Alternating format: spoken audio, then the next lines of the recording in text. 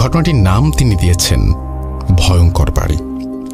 এরপর তিনি লিখছেন, কিছু এমন ভয়ঙ্কর ঘটনা আছে আমাদের জীবনে ঘটে থাকে যা যে কোনো মানুষকেই আতঙ্কে ফেলতে পারে। তেমনই এক ভয়ঙ্কর ঘটনা শুনেছি আমার এক দুঃসম্পর্কের আঙ্কেলের কাছ থেকে। আঙ্কেল ছিলেন আমেরিকান প্রবাসী। দেশে আসার পরে আমাদের বাসায় বেড়াতে আসেন তিনি। তখন পারিবারিক আড্ডার মাঝেই আঙ্কেল ঘটনার প্রসঙ্গ তোলেন।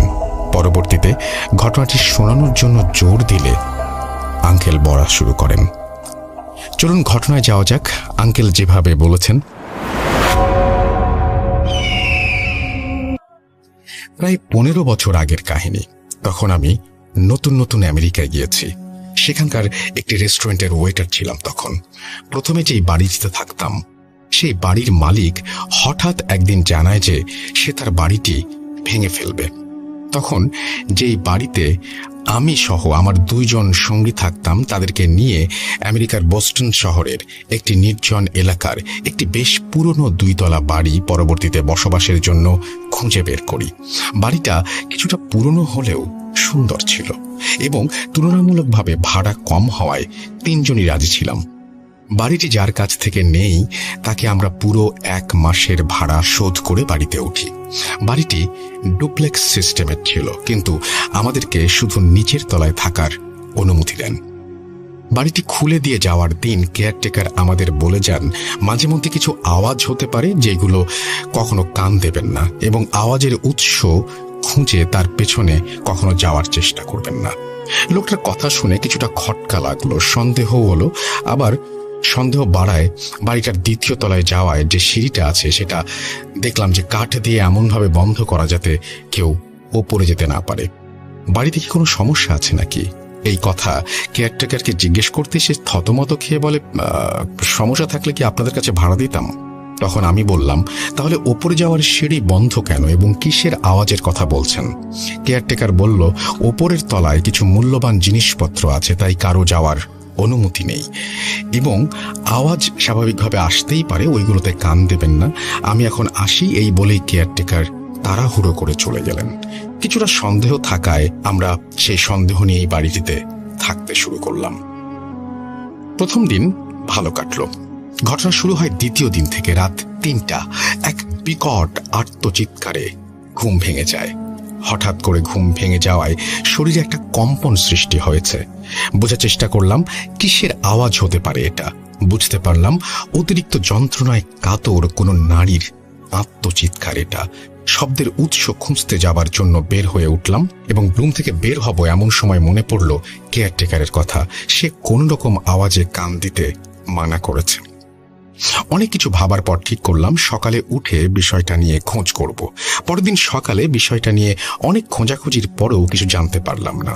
3য় দিন রাতেও ঠিক একই রকম আওয়াজ শুনলাম, কিন্তু মেয়েলি কণ্ঠটার পর পুরুষ কণ্ঠ বাঁচাও বাঁচাও বলে চিৎকার শুনতে পেলাম। কিছুটা ভয় পেলাম, তাই কাঁথা মুড়ি দিয়ে চুপচাপ ঘুমিয়ে পড়লাম। পরের দিন সকালে আমার এক সঙ্গীকে খুঁজে পাওয়া যাচ্ছে না। অনেক খোঁজাখুঁজির পর খেয়াল করলাম ওপরের তলার যে সিঁড়িটা কাঠের ব্যারিকেড দেওয়া সেটি পুরোপুরি ভাঙা। আমার আরেকজন সঙ্গীকে সাথে নিয়ে জলদি ওপরে উঠলাম। ওপরের ফ্লোরে উঠে দেখলাম রক্তে হ্যাচড়ানোর দাগ, যা একদম একটা রুম থেকে আরেকটা রুমে চলে গেছে। দাগ ফলো করে রুমটাতে ঢুকে যা দেখলাম তা দেখার জন্য আমরা প্রস্তুত ছিলাম না। দেখলাম আমার যেই সঙ্গীকে খুঁজে পাওয়া যাচ্ছিল না সে মেঝেতে রক্তাক্ত অবস্থায় পড়ে আছে। আমরা তাড়াতাড়ি তাকে নিচের তলায় নিয়ে এলাম এবং পুলিশ আর অ্যাম্বুলেন্স খবর দিলাম। আমার সঙ্গীর অবস্থা খুবই খারাপ, আইসিইউতে অ্যাডমিটেড হলো। পুলিশ আমাদের জিজ্ঞাসাবাদ করছে। আমি পুরো ঘটনা খুলে বলি।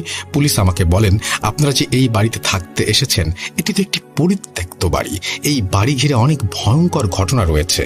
পরে আমি বললাম যে কেয়ারটেকার তো আমাদের তেমন কিছু বলেনি। পুলিশ অফিসার বললেন, কিসের কেয়ারটেকার? এই বাড়ি দেখাশোনা করার কোনো লোকই তো নেই এবং এই বাড়ির মালিক 7 বছর আগে মারা গেছেন। আর আপনারা যার কাছ থেকে ভাড়া নিয়েছেন সে হয়তো কোনো প্রতারণা করে পালিয়ে গেছে আপনাদের সাথে। এসব শুনে মাথায় যেন আকাশ ভেঙে পড়ল। পরে বাড়িটি পুলিশ সিলগালা করে দিয়ে চলে গেল। এবং আমার সঙ্গী সুস্থ না হওয়া পর্যন্ত এই শহর ছেড়ে কোথাও যেতে না করলো আমাদের। প্রায় 1.5 মাস পর আমার সঙ্গী কিছুটা সুস্থ হলেন। পরে পুলিশ তার মুখে পুরো ঘটনা শুনতে এলো। তার সাথে ঘটে যাওয়া সেই রাতের ঘটনা সে আমাদের বলতে লাগলো। সেদিন রাতে সেও ওই আর্তনাদ শুনতে পায় এবং সেই আওয়াজের উৎস খুঁজতে রুম থেকে বের হয় এবং বুঝতে পারে আওয়াজটি ওপরের তলা থেকে আসছে। সে ওপরের তলায় যাওয়ার সিঁড়ির সামনে যেতেই কেউ একজন গোঙানো আওয়াজ করে বলে, উঠে আমাকে একটু জল দাও। সে একটু সামনে এগোতেই তার ভেতরে কোনো এক অজানা শক্তি কাজ করলো এবং সে সিঁড়ির মাঝের কাঠের ব্যারিকেড ভেঙে ফেললো। আর একটু ওপরে যেতেই সে একটি রুম থেকে গোঙানির আওয়াজ পেল। সেই রুমের সামনে আসতেই বিচ্ছিরি এক গন্ধ তার নাকে ভেসে এলো। আর একটু সামনে এগোতে সে দেখতে পেল এক মুমূর্ষ নারীকে। এ কি অবস্থা তার! পুরো শরীর থেকে মাংস পচে গলে পড়ছে এবং নারীটি তাকে দেখে একটু পানি দিতে বলল। এই দৃশ্য দেখে সে ভয়ে পেছন ফিরে এক দৌড় দেয়। এমন সময় সেই নারী ধপ করে তার সামনে চলে আসে এবং সে নারীর সাথে ধাক্কা খেয়ে মাটিতে পড়ে যায়। কোনো মতে উঠে আবার পালাবার চেষ্টা করে, কিন্তু ভয়ঙ্কর নারীটি এইবার তাকে পুরোপুরি চেপে ধরে। এক প্রকার ধস্তাধস্তি হয় তাদের মাঝে এবং অবয়বটা তাকে হাওয়ায় উড়িয়ে নিয়ে একের পর এক দেয়ালে আঘাত করতে থাকে। ফলে এক সময় শরীর ক্ষতবিক্ষত হয়ে এক পর্যায়ে রক্তাক্ত হয়ে সে জ্ঞান হারায়। পরে খোঁজ নেওয়ার পর আমরা জানতে পারি বছরখানেক আগে এই বাড়িতে এক দম্পতি থাকতেন। সেই দম্পতির স্বামী তার স্ত্রীকে ফেলে আরেক মেয়েকে বিয়ে করে অন্য শহরে চলে যান এবং সেই স্ত্রী এই বাড়িতে একদিন গুরুতর অসুস্থ হয়ে যত্নের অভাবে না খেতে পেয়ে ধুকে ধুকে মৃত্যুর কোলে ঢলে পড়ে। এই বাড়ি থেকে তার পচা লাশ উদ্ধার করা হয়। তারপর থেকেই এই বাড়িটিতে অস্বাভাবিক ঘটনা ঘটে এবং কেউ থাকার চেষ্টা করলে খুব খারাপ অবস্থায় বের হতে হয়। শুনেছি এই পর্যন্ত 2 জনের মৃত্যুও হয়েছে এই বাড়িতে। তো এই ছিল ঘটনা। ভালো লাগলে পড়ে শোনাবেন।